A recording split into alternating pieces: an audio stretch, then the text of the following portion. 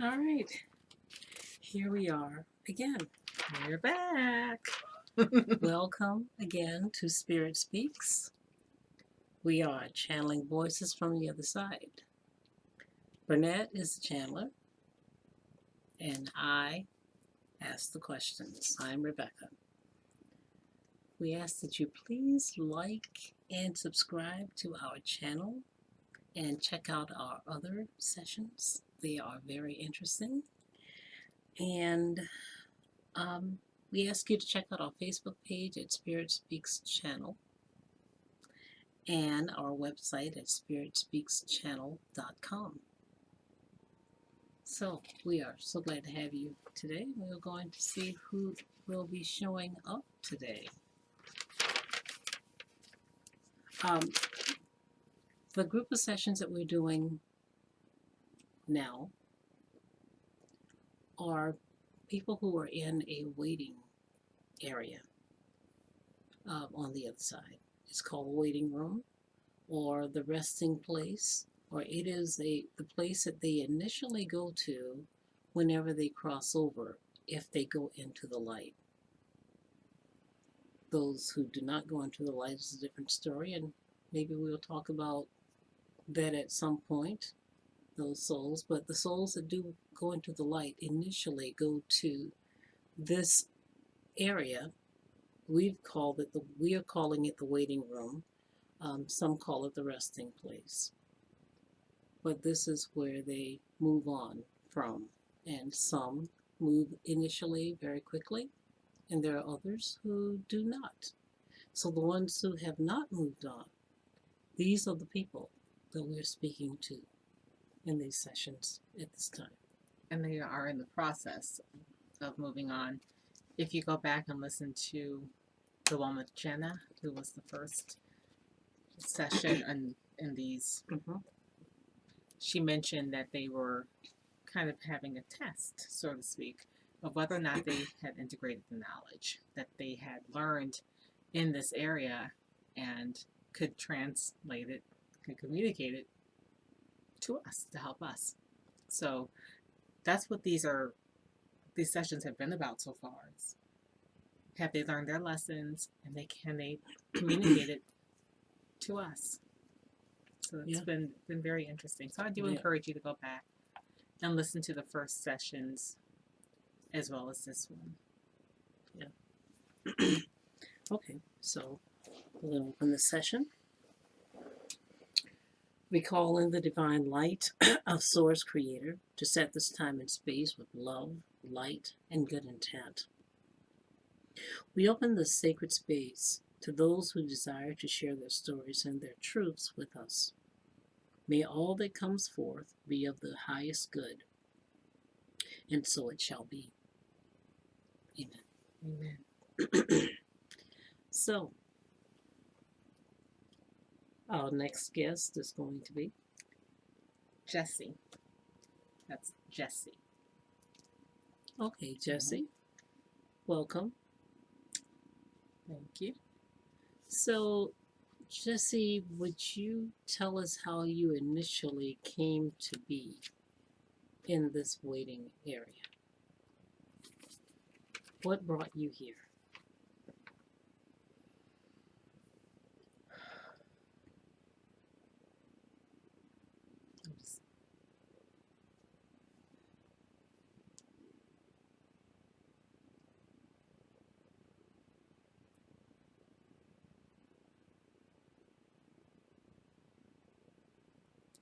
So Jessie says that he initially came here after it's like a brawl. There was a brawl.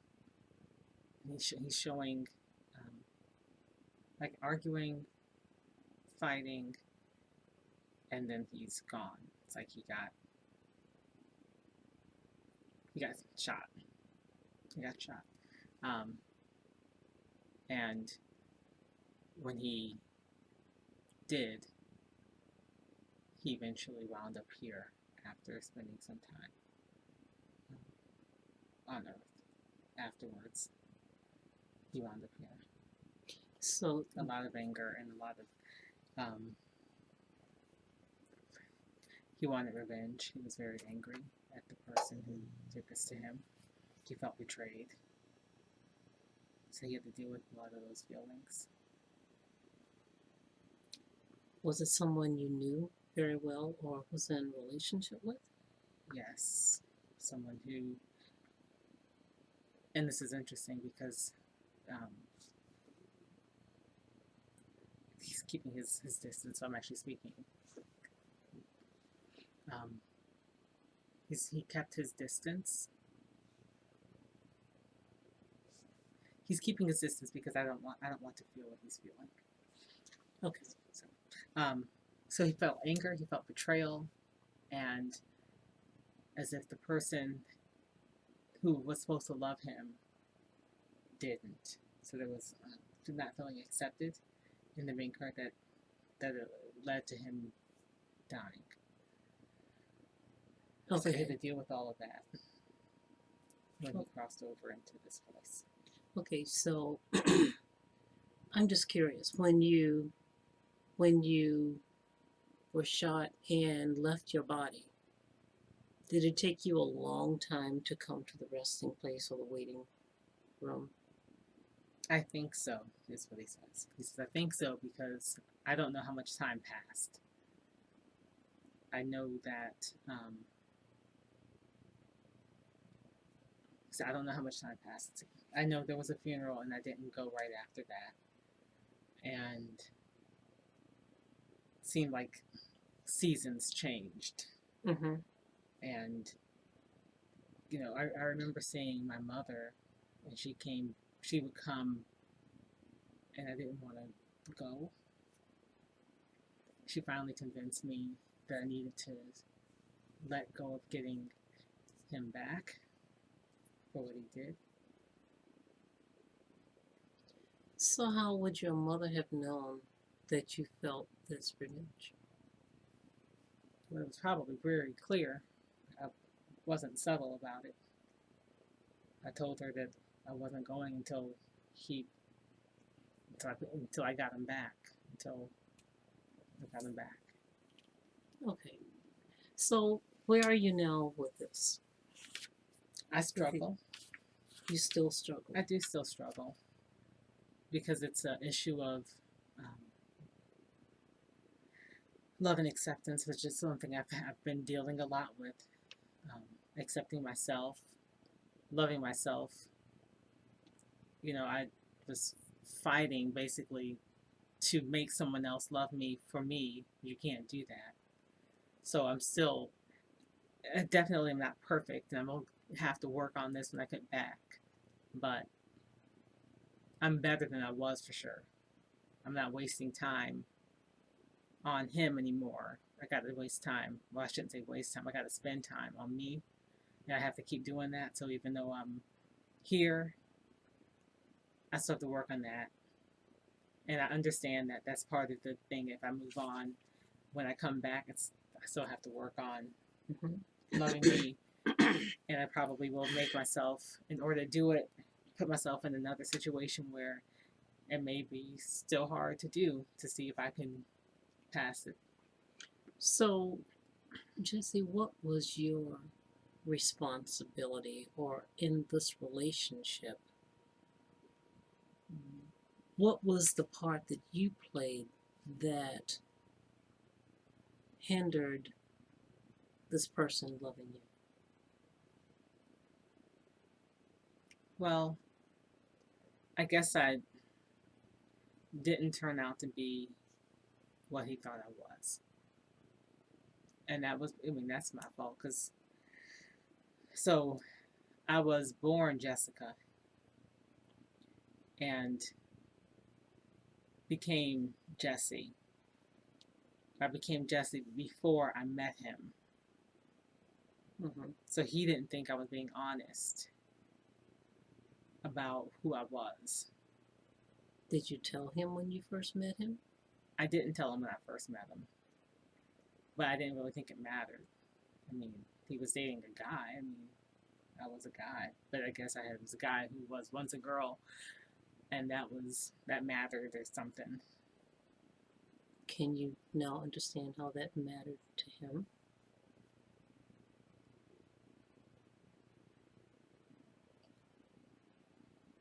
It doesn't really matter if I can understand it. It did. I mean, it mattered to him. Mm-hmm. So it's just, it is what it is. I probably should have told him, but I didn't think it mattered. Because if he loved me, it was me. But I think what the problem was, not that I was once a girl and then became a guy, it was that I didn't tell him. Mm-hmm. That's the part that bothered him.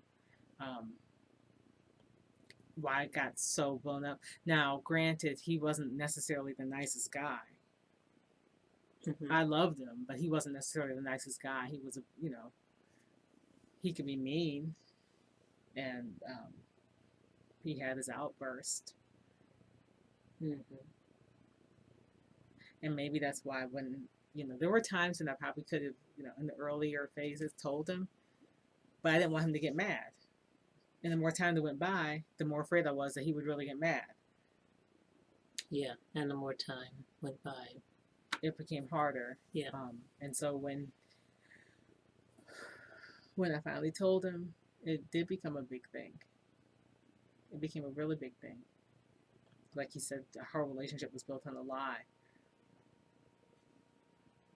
And I guess to an extent, I can see how that, how he felt about that. I can see how, that made sense to him in his mind. But I don't think that was the case.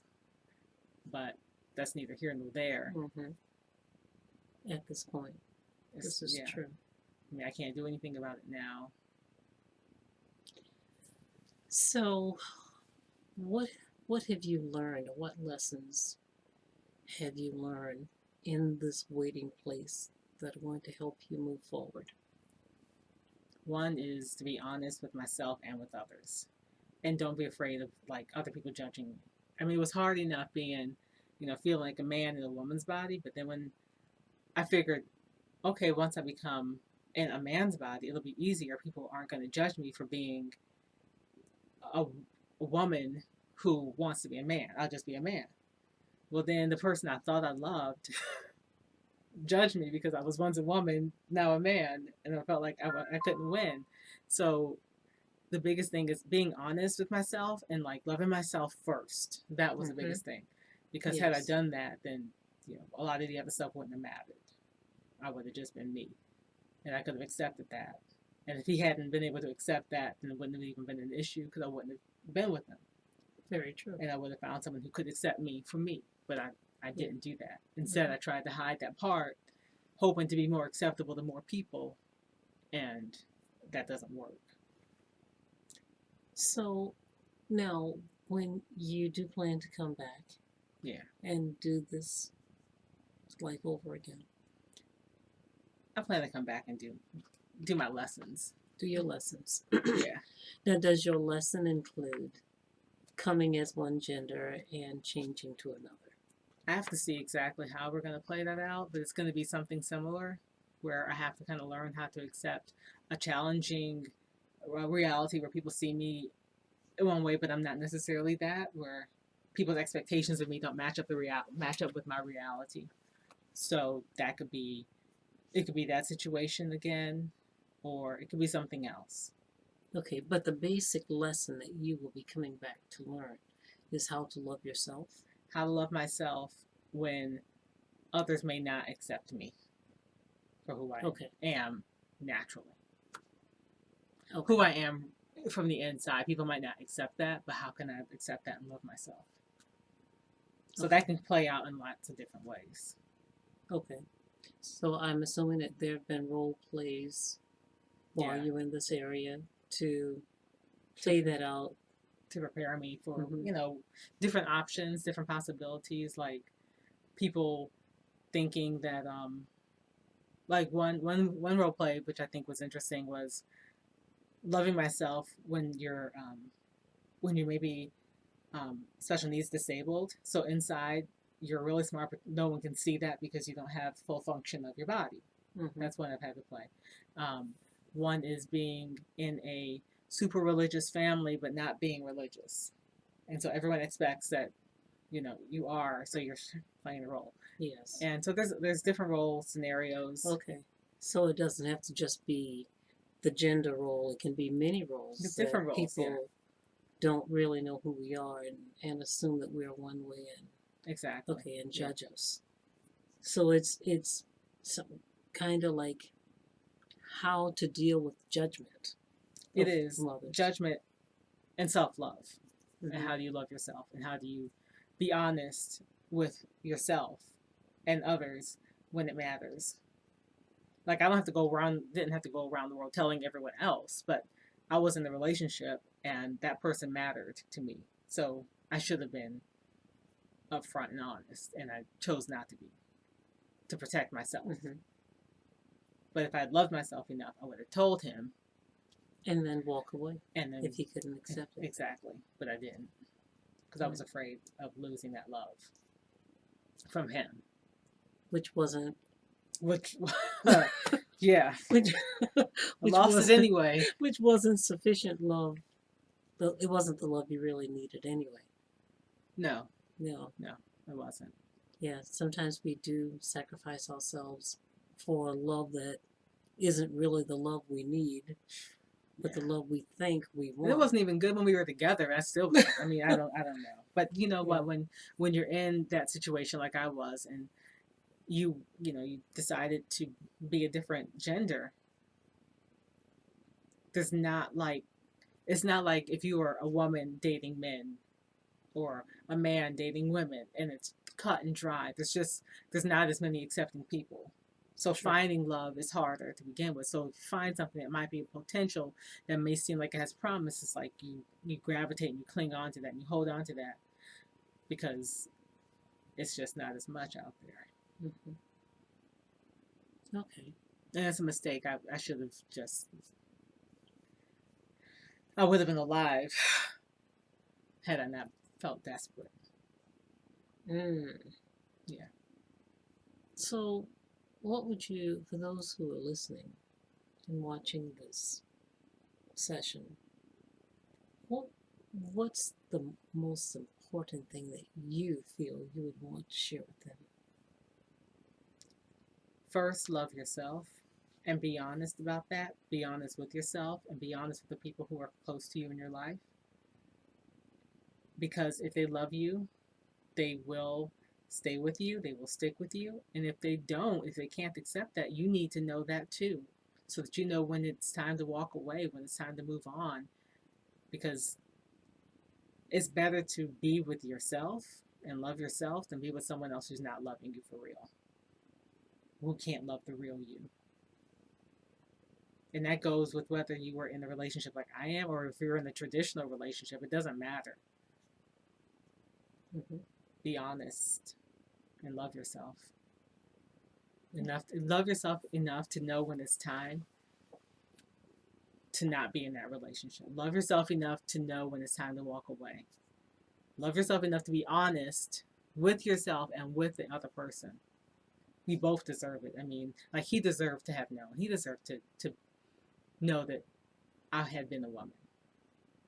That was me. That was on me that I held him back. Jessie, just admitting that is major. Yeah. That's major. Yeah. And it's fair on both parts, on both sides. So I thank you for saying that. You never know. He may at some point hear this. Maybe. Yeah. We never know where this will go. But thank you for that. So are you moving on to the next level? I believe so. Okay. Yeah, I am. All right. Well, I'd like to say congratulations to you on moving Thank you. to the next level and going forward. Thank you. I also appreciate you coming forward and sharing your story. I appreciate y'all making this happen. I appreciate that. Thank you. Yeah. Okay. And hopefully it'll help somebody. It helped me. One, because we don't sound like we get to just go talk to people like you guys from here. It's not that easy. So to be able to say this and be able to get this message out to people who are alive is a lot different than us talking in our groups here. And it's very important because we do have a lot of people who are now transgendered Yeah. and a lot of judgment on them. And they do have to love themselves in order to survive Yeah. in this on this earth. They have to learn to love themselves, and to hear it from someone from the other side, I think it reinforces that for them, and hopefully People don't make it encourages easy. them. I mean, people aren't going to make it easy for you, so you have to love yourself. I mean, if you want it, then you better want it enough to love yourself to get through it, because otherwise you won't. You better love yourself. That's it. I mean, you can't. There's no other way, because nobody else is going to make it right for you. Nobody else is going to be in that body for you. You have to do it. When I went from Jessica to Jessie, it was real. I mean, I wasn't Jessica anymore. That whole life of being that woman was gone, replaced by being this new man. And then, I loved myself when I was Jessica, but it was a whole different thing when I became Jessie. It was a whole different thing. And some of that I didn't expect. Like, suddenly I'm walking around as a man, and people are looking at me as a man, and that felt different. And then being, legally a man, and that was different. But then there's still that thing of, well, you were once a woman. There was almost a little bit of shame and guilt over that. And that was hard. And trying to process that and be in a relationship with somebody who was like, oh, but you're not really a man. It was like, well, I was about to swear, I'm sorry. Yeah, it was like, okay, what do you want from me? And the truth is, it doesn't matter what anybody else wants from you. It's like, what did I want for me? Exactly. So maybe people learn something from that too. That's first. That's key. What do you want from yourself? Yeah. And for yourself. What do you want for you? Like, nobody else is going to give that to you if you don't give it to yourself. It's powerful. Yeah. It's very powerful. Wow. Thank you. Yeah, thank you. Thank you. Well, you're moving on. I am. And I would like to say congratulations to you moving on. And I wish you the best for whenever you return to replay this one. Thank you. Yeah, yeah. That the self-love will be there and you will know what you want for yourself, because people will try to take that from you as well. What you want for you, they will try to determine what you should have for you and what you should want for you. That's true. That's true. So, yeah. Stay strong and hold on to that. And yeah. I wish you well on your journey. Thank you. Thank you. Okay. It's going to be good. It's going to be all right. All right. Yeah. And with that, I'm going to let you step back. All right. Thank you. All right. Well, we are grateful for Jessie coming through to share his story with us.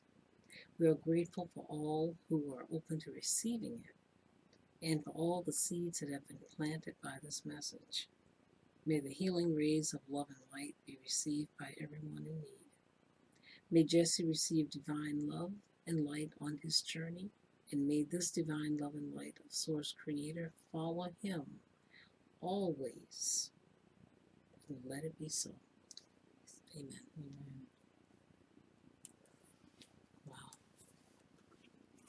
Well, thank you again for joining us, and hopefully this session will mean something to you and that you have gained something from it. Please remember to subscribe below and like us if you've already subscribed. Check out our other sessions. We have some interesting sessions from this little group, this pod of 12. So check them out, and then check us out on Facebook under Spirit Speaks channel and our website at spiritspeakschannel.com. We look forward to seeing you again.